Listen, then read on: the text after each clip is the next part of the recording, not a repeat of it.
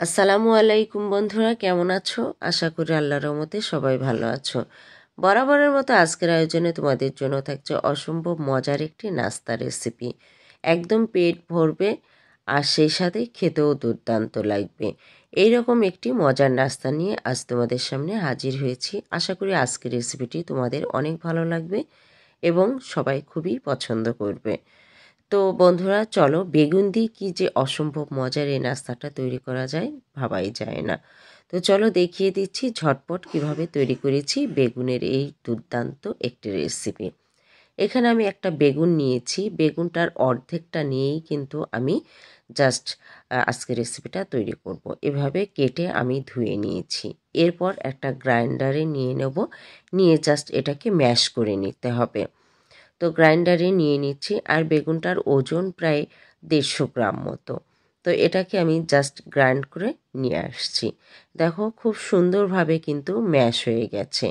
বেগুনটার মধ্যে কিন্তু এখন আমি কোনো উপকরণ মিক্সড করিনি, জাস্ট কিভাবে ম্যাশ হয়েছে এটাই তোমাদের দেখিয়ে দিচ্ছি। তো এরপর একটা বলে নিয়ে নিচ্ছি, মিক্সিং বলে নিয়ে তারপর কিছু উপকরণ আমরা অ্যাড করে দেবো। তো দেখতেই পাচ্ছ, এর মিহিটা দেখে বুঝতে পারছো যে কতটা সুন্দরভাবে একদম মিহি হয়েছে। ইচ্ছে করলে তোমরা কিন্তু শিলপাটাতেও বেটে নিতে পারো। এখানে আমি লবণ দিয়েছি 1 চা চামচ, আর হলুদের গুঁড়ো দিয়ে দিয়েছি 1/4 চা চামচ।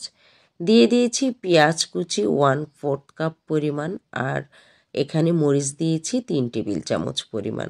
ধনিয়া পাতা দিয়ে দিয়েছি 1/4 কাপ পরিমাণ, আর আদা রসুন বাটা 1 টেবিল চামচ পরিমাণ। দিয়ে দিচ্ছি এখানে চাট মশলা 1 চা চামচ, আর এখানে আস্ত জিরা 1/2 চা চামচ এবং মৌরি দিয়ে দিয়েছি 1/2 চা চামচ। আর এখানে চাউলের গুঁড়া দিয়ে দিয়েছি 1 কাপ পরিমাণ, আর সুজি দিয়েছি 1/2 কাপ পরিমাণ। ব্যাস। আর এরপরে দিয়ে দেব পানি, ঠিক আধা লিটার মতো পানি পরিমাণ মতো অনুযায়ী আমি কিন্তু এভাবে মিশিয়ে নিয়েছি। এরপরও কিন্তু আমাদের আটা অ্যাড করে দিতে হবে, কারণ এখানে কিন্তু চাউলের গুঁড়াটাও অনেকটা নরম হয়ে যায়, আবার কিন্তু বেগুনও নরম হয়ে যায়।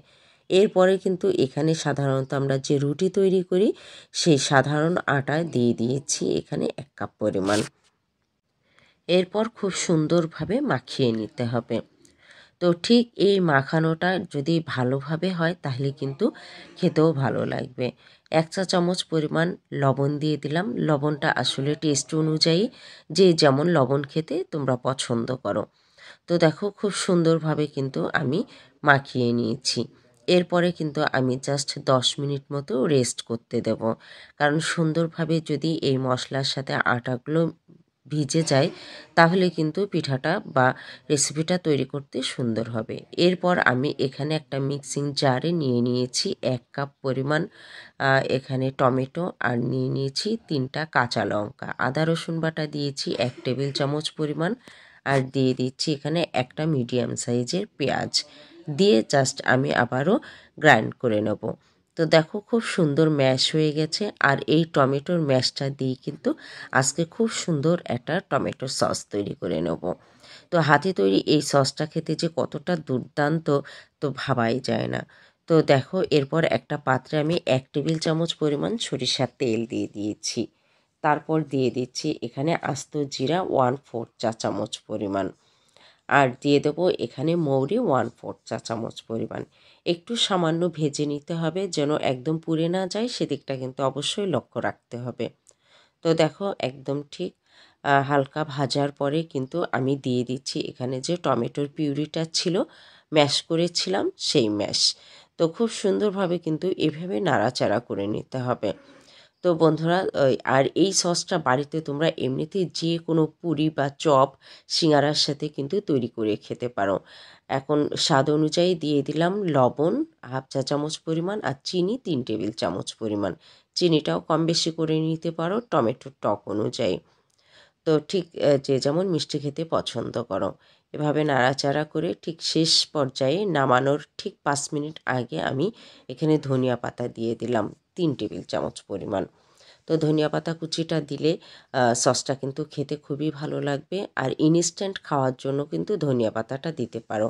আর যদি দীর্ঘদিন রাখতে চাও তাহলে কিন্তু এখানে তোমরা ভিনেগার ব্যবহার করতে পারো। জাস্ট আমি নামিয়ে নিলাম। এরপর ঠিক তৈরি করে নেব এই বেগুনের ঠিক দোসা বা একটা নাস্তা। তো আমি একে দোসাই বলবো, যেহেতু দোসার মতো করে কিন্তু আমি তৈরি করেছি। তো একটা পাত্রে আমি সামান্য একটু সরিষার তেল দিয়ে আমি জাস্ট প্রথমে একটু নেড়ে চেড়ে নিলাম, যেন একদম তলানিতে লেগে না যায়। তারপরে ঠিক পরিমাণ মতো একদম অল্প অল্প করে, যে যতটুকু তৈরি করতে ইচ্ছুক ঠিক সেভাবে, কেউ বড় করে বানাতে পারো, কেউ মাঝারি আছে তৈরি করতে পারো। তো দেখো আমি ঠিক মাঝারি সাইজে বানিয়ে নিচ্ছি।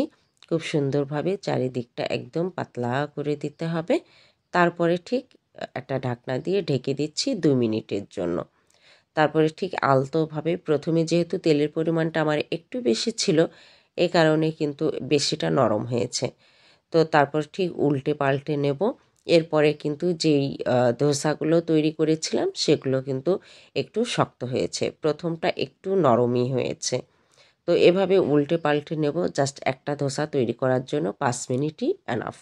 তো এই নাস্তাটা কিন্তু যেমন পেট ভরায় ঠিক তেমনই কিন্তু তৃপ্তি বয়ে নিয়ে আসে।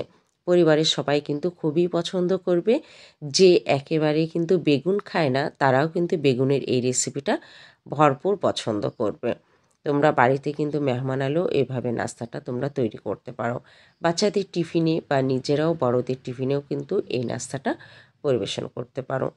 তো বন্ধুরা, আশা করি আজকের ভিডিওটি তোমাদের কাছে অনেক ভালো লেগেছে। কেননা বেগুন দিয়ে যে এত সুন্দর একটা রেসিপি তৈরি করা যায় এবং খেতেও দুর্দান্ত, আমি 100% গ্যারান্টি দিয়ে বলতে পারছি। আর সসের সাথে একদম পারফেক্ট। বন্ধুরা, যদি আমার ভিডিওটি তোমাদের কাছে ভালো লেগে থাকে তাহলে অবশ্যই চ্যানেলটিকে সাবস্ক্রাইব করে পাশে থেকো এবং ফ্যামিলি এবং ফ্রেন্ডদের সাথে বেশি বেশি শেয়ার করো, যেন আমি সামনে আরও ভালো ভালো রেসিপি নিয়ে হাজির হতে পারি। সে পর্যন্ত তোমরা ভালো থেকো, সুস্থ থেকো এবং আমার জন্য দোয়া করো। আল্লাহ হাফেজ।